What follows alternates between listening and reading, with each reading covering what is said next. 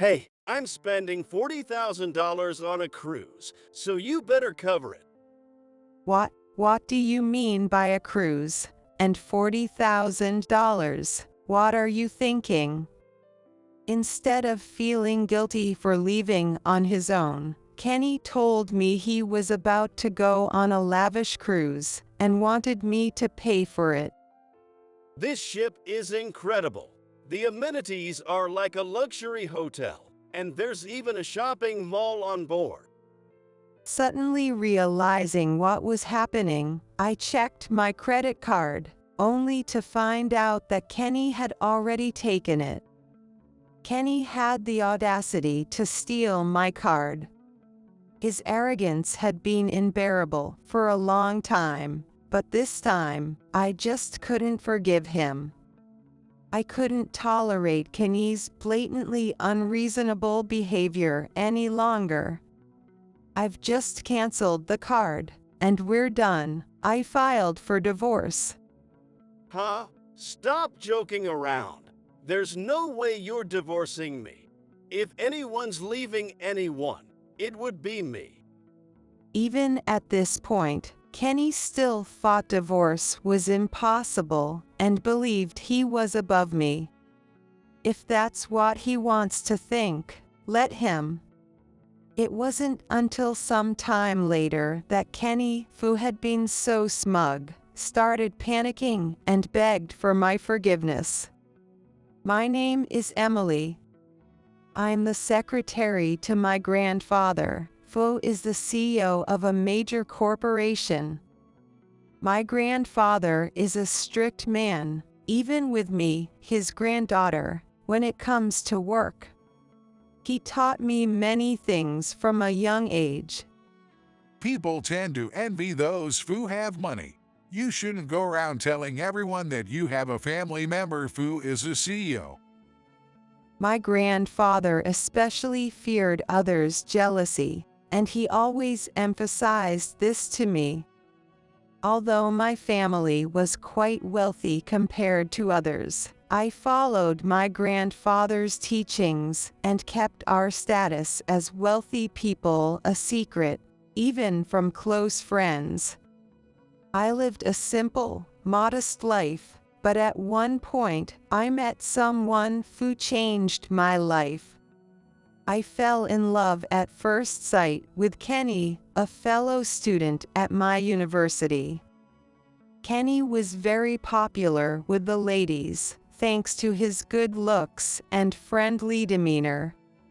Being shy and inexperienced with men, I thought I could never be a match for him, and kept my feelings hidden, secretly longing for him for years. However, I couldn't suppress my feelings for Kenny any longer, so I confessed my love to him, even though I was ready to be rejected. I was sure I'd be turned down, but to my surprise, he said yes. I was over the moon. I never imagined we could become a couple. After Kenny and I started dating, I began to be talked about behind my back by the women who were interested in him. But whenever I felt down, Kenny would always say to me, Looks don't matter. I love who you are inside. Emily, don't worry about what others say. After receiving his encouragement, I decided not to let anyone's words hurt me anymore. And after we graduated, we got married and began living together. After graduating from college, I joined my grandfather's company for training. Kenny also joined the same company, and being as capable as he was, he quickly made a name for himself in the company, even without the status of being the grandson-in-law of the founder. A few years into our marriage, my grandfather passed away, and soon after, my father, who had taken over as CEO, was diagnosed with a progressive illness. Despite our family's hopes for his full recovery, My father's condition was very serious.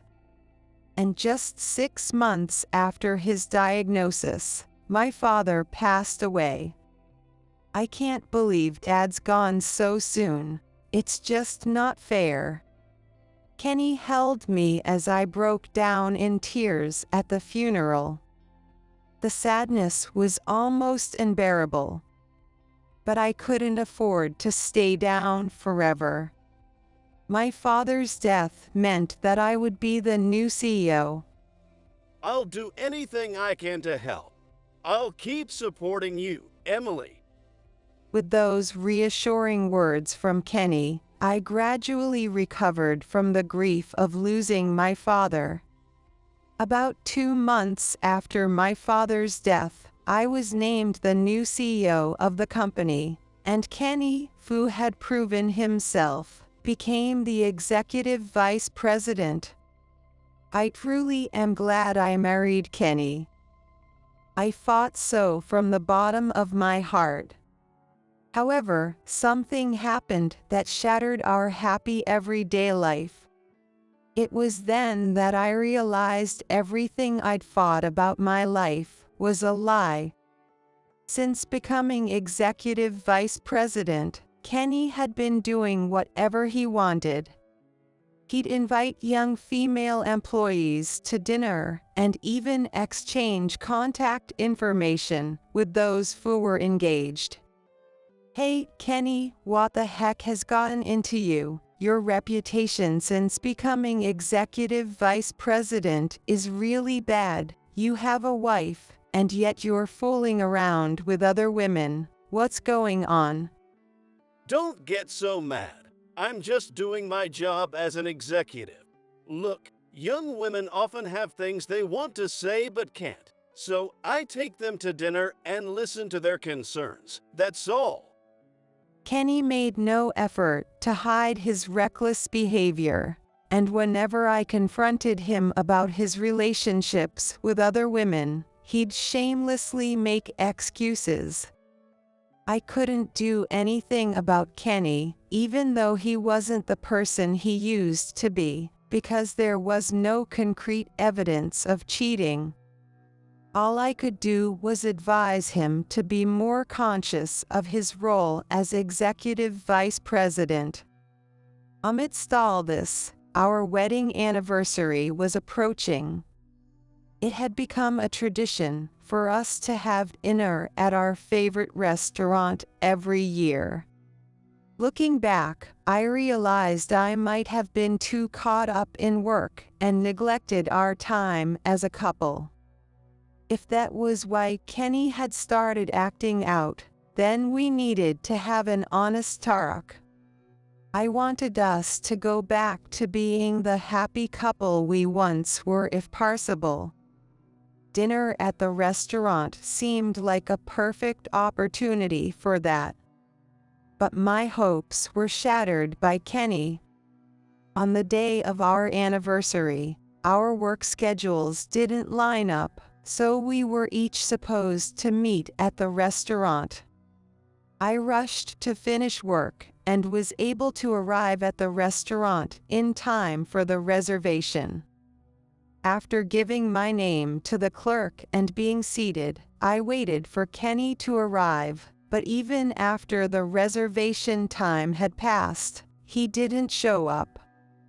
Everyone around me was there as couples or with their spouses, and I was the only one sitting alone, feeling completely out of place. Worried that something might have happened to him, I called Kenny, but there was no answer. In the end, unable to eat alone, I apologized to the staff, paid the cancellation fee, and left the restaurant. Feeling anxious about what might have happened, I called Kenny again, and he finally answered. Oh, I finally got through. Kenny, where are you right now? Where I am doesn't concern you, does it? Today is our anniversary, and I told you I made a reservation at our usual place. I waited for you, but you never showed up, so I canceled. Was it? Huh? I forgot. What? It's fine. I'm busy right now. Busy? Where are you, and what are you doing? As I listened to the call, I noticed a lot of background noise. Geez, it's noisy. I'm checking out a place to use for a business meeting. According to Kenny, he was at a high-end club that he planned to use for client entertainment. It's part of building relationships with clients. It's work, so stop nagging. Later. Wait a second, we're not done talking. Ignoring my words, Kenny abruptly hung up on me. Unbelievable. What is he thinking? All dressed up for our anniversary, I felt humiliated being dismissed by my husband like that. Depressed, I returned home and waited for Kenny, ready to give him a piece of my mind, but even as midnight came and went, he never came back. The next morning, when I walked into the living room, there was Kenny asleep on the couch without even taking a shower. Hey, wake up.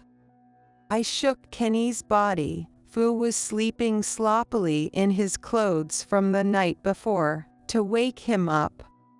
Moo! What is it? I was up late last night. Let me sleep. No, I'm not letting you sleep. What do you think you're doing? This time, I couldn't forgive him. I forced Kenny awake and demanded an explanation for what happened last night. But despite my anger, Kenny just yawned, sat up, and lazily scratched his head. Like I told you yesterday, it couldn't be helped. It was work. Work? You call ditching our plans to party at a club work? Quit nagging. I married a boring woman like you, so don't get on my case just because I have a little fun. Kenny's self-centered attitude, as if he was proud of his behavior, left me sighing in disbelief.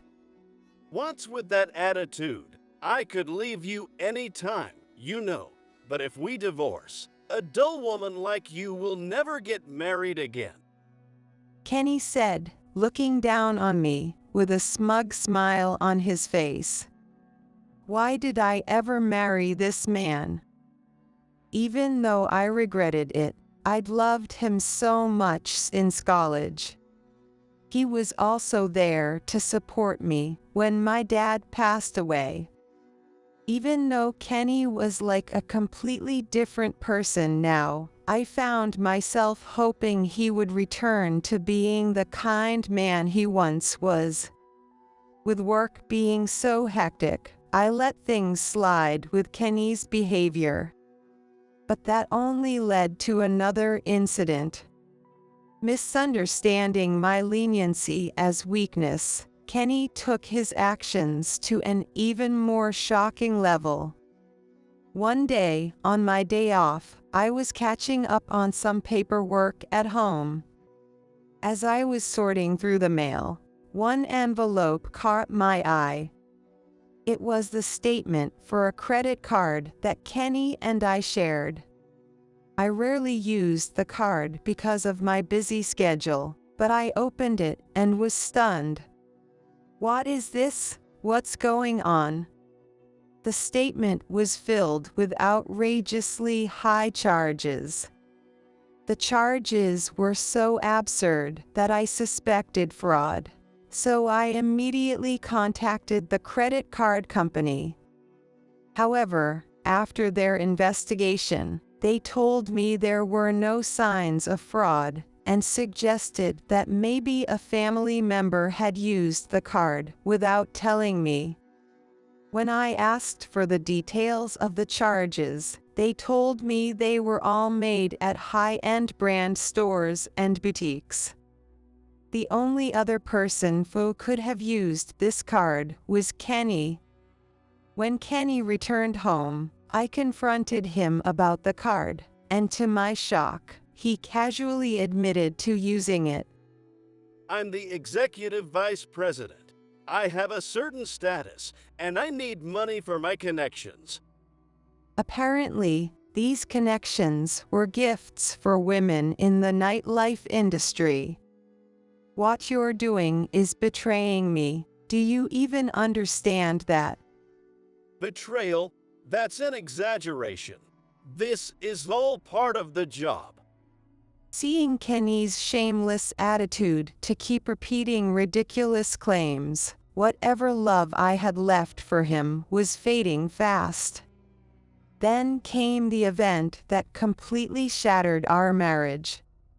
About 6 months after the credit card incident, one weekend, Kenny and I were actually relaxing together in our living room, which was rare.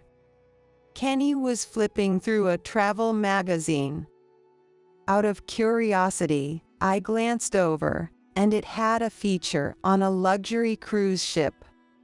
How beautiful. Oh, there's a cruise leaving from New York next month. I'd love to go someday. When I said that, Kenny snorted mockingly for some reason. You, with your busy schedule, it's impossible.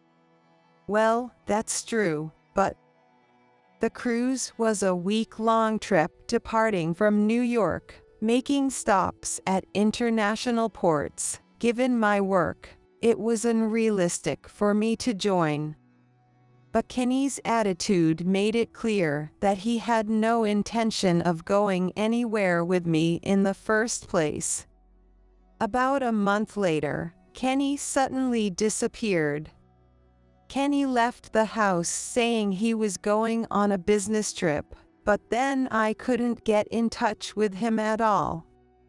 Normally, I'd be worried that he might have been in an accident, but since he had packed his things properly before heading out, I knew this was a planned outing. No one at the company knew where Kenny had gone, and I was at a loss. If he had disappeared intentionally, it was beyond irresponsible. The employee's reaction to Kenny's sudden disappearance was unexpected. Since I usually kept out of HR matters, I hadn't known this, but apparently, Kenny's reputation in the company had taken a serious nosedive recently. Kenny had been acting high-handed, and sometimes even taking credit for others' achievements. I hope he never comes back. Hearing this kind of talk from our employees made me feel guilty for letting Kenny's behavior slide for so long. But first and foremost, I had to find out where he was. Just as I was thinking that, I finally got a message from Kenny himself.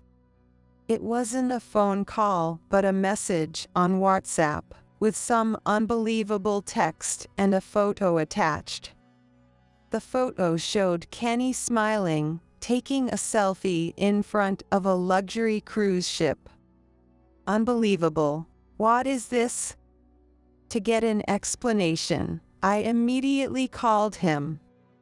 He picked up right away, and it was clear from his tone that he was quite drunk and in high spirits.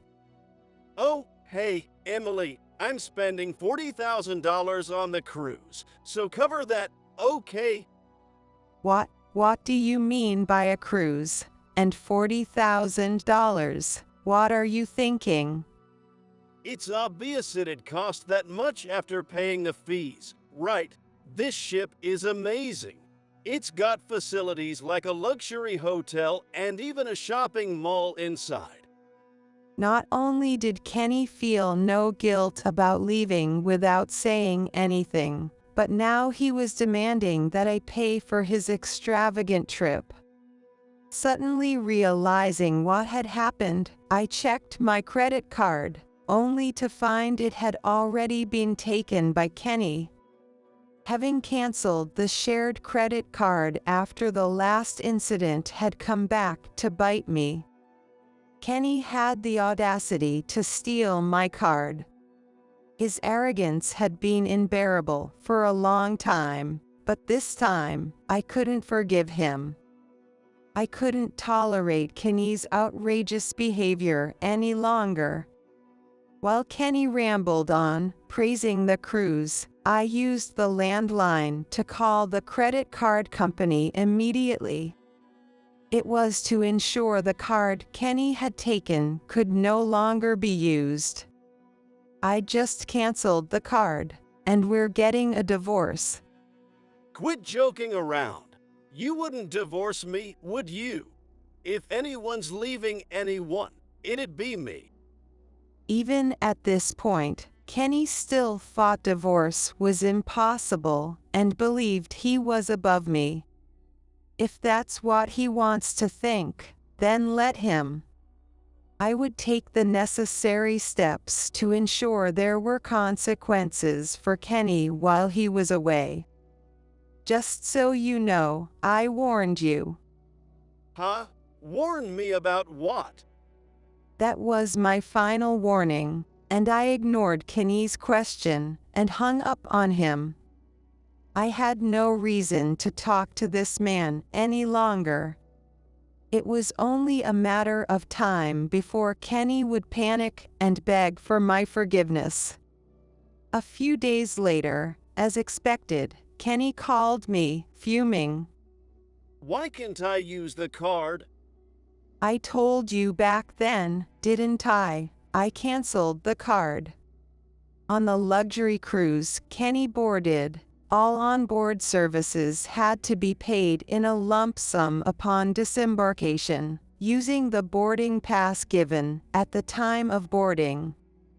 According to Kenny, when he tried to settle the bill before leaving the ship with his credit card, it had been deactivated. This joke has gone too far. How dare you humiliate your husband like this?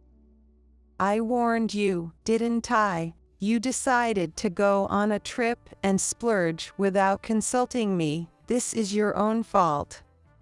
Cut it out. Reactivate the card right now, or I'll divorce you. Go ahead, I don't mind. I've put up with enough just because I once loved you, but I have no interest in staying married to someone like you. Apparently, Kenny was currently being held at the cruise line office. If this keeps up, they'll hand me over to the police for non-payment. Are you okay with that? Just say you'll pay. With that, Kenny handed the phone over to someone from the cruise company. Hello, the man there has nothing to do with me, so do as you please with him. Why, you traitor? As I coldly told them this, I could hear Kenny screaming in the background. I hung up the phone, having no reason to spend any more time on a stranger. I didn't care what happened to Kenny after this. Let him suffer the consequences of betraying his wife, I thought to myself. In the end, Kenny managed to avoid being handed over to the police, but it seems he was forced to work for free at the cruise company. But the amount he had spent was $40,000, a huge sum. There was no way he could pay that off by working just a little. Kenny managed to negotiate to work for free for a month as an advance payment, and promised to pay the rest in installments, which finally allowed him to leave the ship. Kenny then headed straight to see me at the office. You humiliated me, you heartless woman. Do you know why I married you in the first place? If I can't use your money, then we're getting divorced. He was clearly furious. I see. So you married me just for the money? Obviously. Did you just figure that out now? How slow can you be? I had known the truth for a long time, even without Kenny saying it. Kenny must have known my family was wealthy from the moment we started dating. So at first, he pretended to be supportive, but once his position was secure, he revealed his true arrogant nature. Are you really okay with divorcing me? If you do, you'll end up leading a miserable, lonely life forever. Kenny tried to threaten me by shoving divorce papers at me, but I just scoffed at him. I wasn't the same person I used to be. I had no desire to stay married, just to be ridiculed like this. You really don't listen, do you? I told you, we're already divorced. Huh? Are you still joking around? I haven't signed any divorce papers. Oh, you know those divorce papers you always used to threaten me with, they were already signed, so the process went smoothly. Kenny had been threatening me with divorce papers for ages, using them as leverage every time we fought. I'd secretly kept those papers. There's no way you'd leave me. You're still head over heels for me. What are you talking about? Sure, I loved you once, but that was a long time ago. Any love I had for you is long gone. I said this coldly, but Kenny still insisted that I had feelings for him. If you divorce me, no man will marry someone as plain and old as you, no matter how rich you are as a CEO. You can only judge people by their status, can't you? Sure, compared to other men your age, you might be more attractive, but inside, you're nothing but trash. Trash? What do you mean? Oh, you weren't aware of it. I don't know what else to call a man who betrayed his wife and went on a cruise with his mistress, other than trash. Kenny's face turned pale in an instant at my words. Oh, that reaction. Did you really think I hadn't found out? How naive. With that, I presented something I had obtained in advance. It was a photo of Kenny walking down the street with his mistress, looking quite affectionate. I'd suspected Kenny of cheating for a while, so I'd hired a private investigator to gather evidence. And after the recent incident, I'd contacted the cruise company and found out Kenny had been accompanied by a woman. It must have been his mistress, the hostess from the club he frequented in the name of business. That was the identity of Kenny's mistress. He must have wanted to impress her, so he planned the luxury cruise trip, but in the end, it must have become a bitter memory for both of them. Because Kenny showed off and splurged for his mistress, he ended up with a $40,000 bill. As a result, both of them had to work for free to pay off the debt, and Kenny's pride as a man was utterly shattered. It was a pity I couldn't see the scene up close, but I imagined it must have been quite a sight. You'll pay the price for humiliating me all this time. I'll be seeking compensation from both you and your mistress. There's no way I'm paying alimony. If you push this, I'll tell everyone at the office that you forced a divorce on me. Feel free to do that. You might not have realized it, but it seems you weren't very well liked at the office. While you were gone, all the employees said they were relieved you weren't around. No way. I'm the executive vice president. What are you misunderstanding? You only got that position because you were my husband, and I've heard that all your past accomplishments were just stealing credit from others. How can you even call yourself an executive? The internal audit had confirmed that Kenny's supposed achievements had actually belonged to other employees. That alone would be enough grounds for dismissal, but Kenny had done something even worse. While you were away, I had the time to look into things thoroughly. It seems you were up to quite a lot behind my back. During Kenny's absence, I'd uncovered evidence of a crime. Kenny had embezzled money from the company. Wasn't it your mistress who encouraged you to embezzle? How do you know that? Kenny's face turned blue in an instant. It seemed my accusation had hit the mark. Kenny had thought of his mistress as just a club hostess, but in reality, she was an employee of a rival company. The private investigator I'd hired had found this out, but Kenny had been completely unaware. The mistress had been trying to get sensitive company information out of Kenny. But luckily, Kenny was an incompetent executive in name only. No one around him trusted him with important work, so the mistress must have been frustrated at not getting any valuable information. Unaware of any of this, Kenny kept on lavishing her with gifts and even took her on that luxury cruise.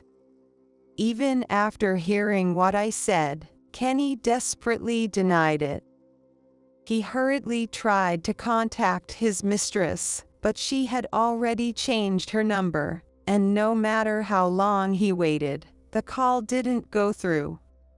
Oh dear, you two worked together on the cruise, and now she's dumped you just like that. Poor handsome guy. Unable to even retort to my sarcasm, the desperate Kenny smashed his phone to the ground in anger, breaking it. Are we done here? You're already a stranger to me. Get out of here right now, and don't even think about coming back to the house. Wait a minute. I'm the executive vice president. You can't possibly still be an executive vice president after the divorce. Of course, you're fired. No, wait. You're misunderstanding. I'm a victim too. Even though it was already too late, Kenny seemed to have finally realized he was losing everything, and he suddenly began to apologize. That woman tricked me into it. I never wanted to embezzle in the first place. Seeing my ex-husband shamelessly making excuses, I felt not an ounce of sympathy. Instead, I felt nothing but disgust and anger.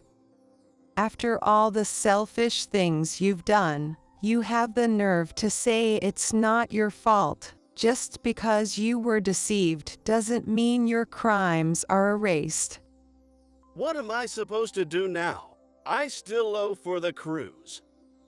You should work honestly from now on. You've been living way beyond your means. You need to understand the value of the money you were spending like water.